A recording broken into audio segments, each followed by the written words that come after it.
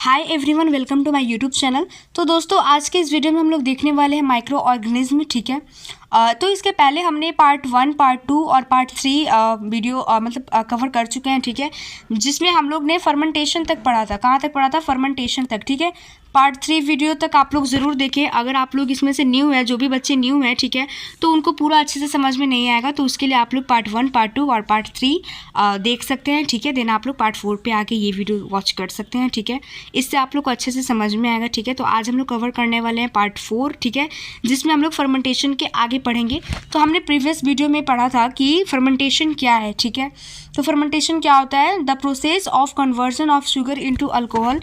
वैसा प्रोसेस जिसमें हम लोग शुगर को कन्वर्ट करते हैं, ठीक है, चेंज करते हैं किसमें? अल्कोहल में। ठीक है, तो उसको हम लोग क्या बोलते हैं? फर्मेंटेशन बोलते हैं। क्या बोलते हैं दोस्तों?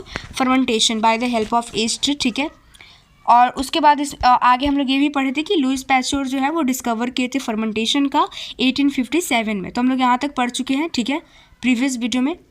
अब हम लोग आगे पढ़ेंगे। ठीक है, medicinal use of micro organism. ठीक है, दवाई बनाने के लिए भी बहुत सारे माइक्रो ऑर्गेनिज्म का यूज़ होता है। ठीक है, तो आज हम लोग इस टॉपिक पे बात करेंगे। टॉपिक का नेम ही है ये medicinal use of micro organism. तो इसमें दोस्तों बोल रहा है whenever you fall ill the doctor may give you some antibiotic tablet.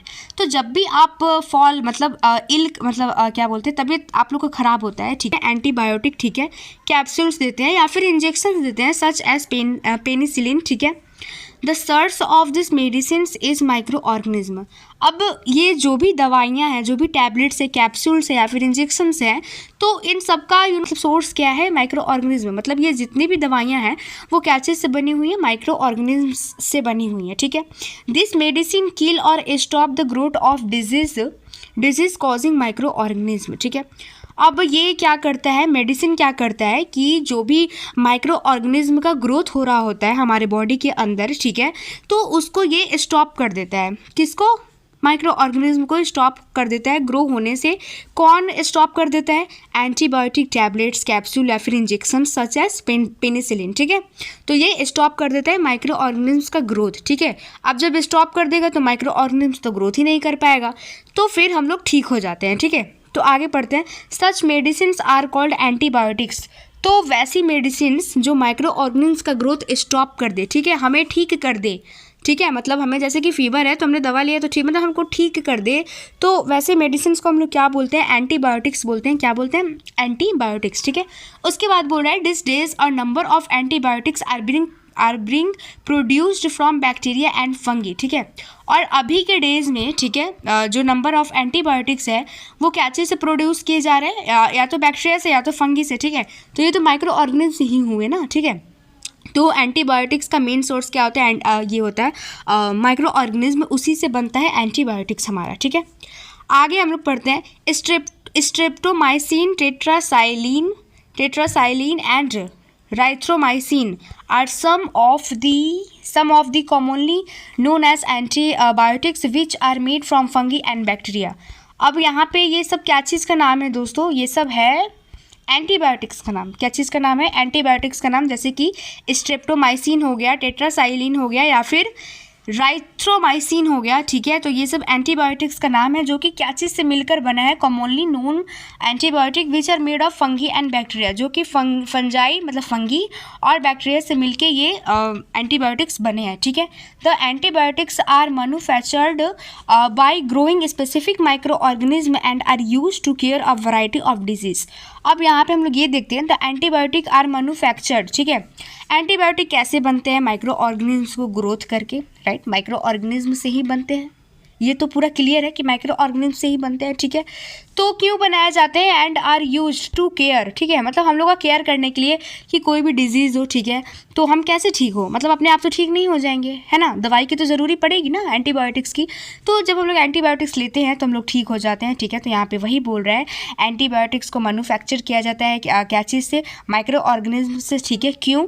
क्योंकि हमारी रक्षा करने के लिए, हमें प्रोटेक्ट करने के लिए, कोई भी डिजीज़ से बचाव के लिए, राइट, कि हम बच सके। ठीक है, हमारा तबीयत ठीक हो सके इसलिए। ओके, अब आगे इसमें बोल रहा है antibiotics are even mixed with the feed of livestock and poultry to check microbial infection in animal. ठीक है, अब एंटीबायोटिक्स का यूज हम लोग कहाँ पे करते हैं, एनिमल्स का जो भी इन्फेक्शंस है उसको भी हम लोग रोकने के लिए करते हैं। They are also use to control many plants disease. ठीक है, और एंटीबायोटिक्स का यूज बस ह्यूमन्स में ही नहीं होता है, ठीक है, एनिमल्स में भी होता है और प्लांट्स डिजीज़ में भी होता है। ठीक है, उसमें भी एंटीबायोटिक्स का यूज़ होता है कि प्लांट्स को अगर कोई डिजीज़ हो जाए तो उसको मतलब उससे कैसे बचाएं, राइट, उसको कैसे ठीक करें, तो ये सब में यूज होता है एंटीबायोटिक्स का। ठीक है, ऊपर में कुछ टॉपिक छूट रहा था दोस्तों, हाँ ये वाला। इन 1929, ठीक है, एलेक्जेंडर फ्लेमिंग, ठीक है, एक 1999 में साइंटिस्ट का नाम है Alexander Fleming, was working on a culture of disease causing bacteria. ठीक है, जो कि किस पे काम कर रहे थे, culture of disease causing bacteria पे। ठीक है, सडनली ही found the spores of a little green mould in one his culture plates. ठीक है, अब उनको एक ग्रीन कलर का कुछ मिलता है मोल्ड। ठीक है, he observed that the presence of mould prevented the growth of bacteria. तो उन्होंने ये पाया कि जो प्रेजेंस ऑफ मोल्ड है, ठीक है, तो वो ये ग्रोथ ऑफ बैक्टीरिया को मतलब प्रिवेंट कर रहा है, नहीं होने दे रहा है, राइट।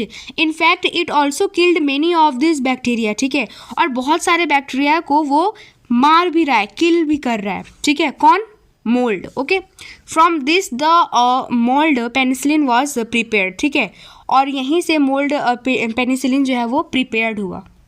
ठीक है, तो इसमें बस यही था। उसके बाद आगे दोस्तों है, यहाँ तक हम लोग कर लिए, यहाँ तक आगे है दोस्तों, it is important to remember that antibiotics should be taken only on the advice of a qualified doctor. अब एंटीबायोटिक्स आप तभी ले मतलब अपने डॉक्टर से पूछ के ले, ऑफकोर्स आप खुद से तो अब आपको नॉलेज नहीं तो आप खुद से क्यों मतलब कैसे खरीद सकते हैं। ठीक है, तो क्वालिफाइड डॉक्टर से ही एंटीबायोटिक्स आप मस्ट लें। ठीक है, also you must finish the course prescribed by the doctor. उसके बाद जो भी डॉक्टर ने बताया है कि कैसे कैसे खाना है, जो भी आप लोग को ये प्रिस्क्राइब किया है डॉक्टर, उसको आप फॉलो करें। ठीक है, फिनिश करें। If you take antibiotics when not needed or in wrong doses, अगर आपको एंटीबायोटिक्स की ज़रूरी नहीं है, ठीक है, और इन रॉन्ग डोजेज आप लोग लोगे, मतलब उन्होंने प्रिस्क्राइब किया है कुछ और, दिन में का खाने को आप खा रहे हैं रात को। ठीक है, 2 दिन पे खा मतलब 1 सप्ताह पे खाने के लिए बोला है दवा को, तो आप रोज़ खा रहे हैं। मतलब अगर आप लोग रॉन्ग डोजेज ले लेंगे, ठीक है, it make the drug less effective when you might need it in future. ठीक है, ये बहुत हानिकारक हो सकता है। ठीक है, also antibiotics taken unnecessarily may kill the beneficial bacteria in the body. ठीक है, और बेवजह ये एंटीबायोटिक्स लेने से क्या होता है कि बैक्टीरिया को किल कर देता है। सबसे पहला बात, antibiotics however are not effective against cold and flu are this caused by viruses. ठीक है, और अगर आप लोग को कोल्ड या फ्लू हो गया, ठीक है, सर्दी या खांसी, ठीक है, तो इसमें आप लोग एंटीबायोटिक्स ना लें क्योंकि ये वायरस के माध्यम से होता है। मतलब इसमें ये बोल रहा है कि antibiotics however are not effective against cold and flu as these are caused by viruses. ठीक है, और उसके बाद हम लोग यहाँ पे वैक्सीन के बारे में पढ़ते हैं।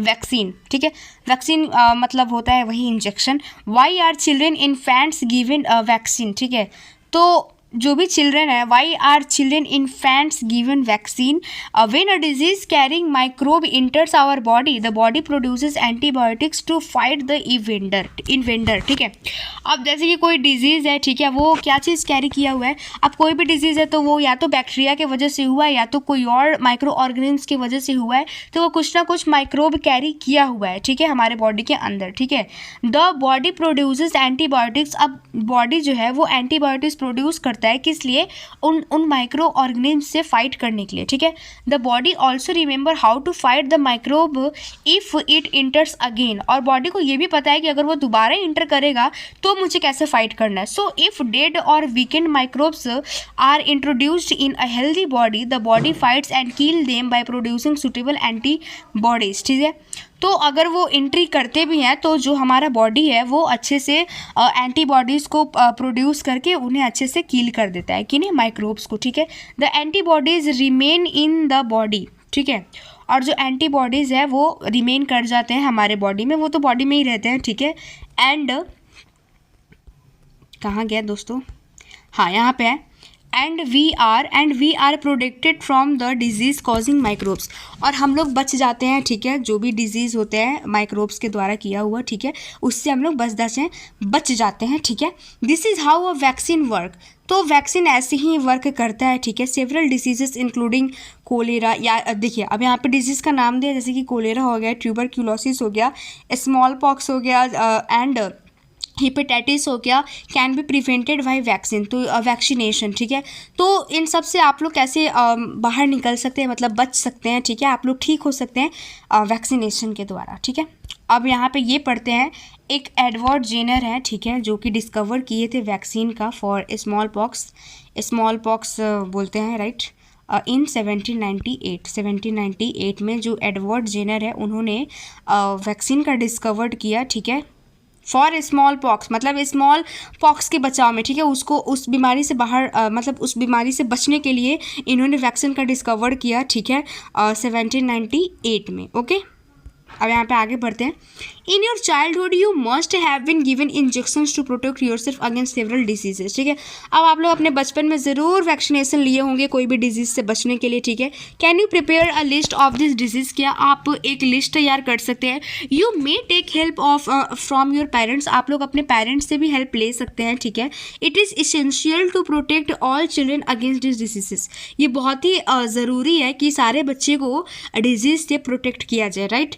Necessary vaccines are available in the nearby hospitals, अब जो ज़रूरी वैक्सीन्स है वो आसपास के हॉस्पिटल में प्रेजेंट रहते हैं। You might have seen the advertisement on TV and newspaper regarding protection of children against polio under pulse polio programme, ठीक है।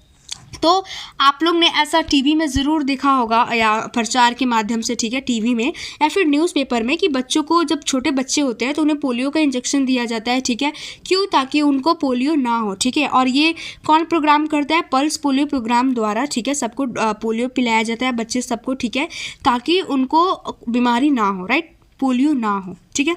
A worldwide comparison against smallpox has finally led to its eradication from most parts of the world. These days vaccines are made on a large scale from microorganisms to protect humans and other animals from several diseases, ठीक है।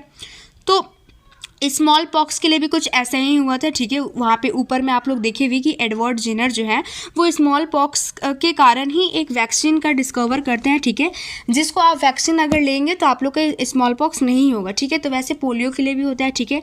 और आज के दिन में, ठीक है, vaccines जो हैं वो लार्ज स्केल में बनाए जाते हैं माइक्रो ऑर्गेनिज्म से, ठीक है, ताकि हम लोग इंसान को प्रोटेक्ट कर सके, एनिमल्स को प्रोटेक्ट कर सके, ठीक है, कोई भी डिजीज़ से, या फिर प्लांट्स को भी प्रोटेक्ट कर सके कोई भी डिजीज़ से, ठीक है।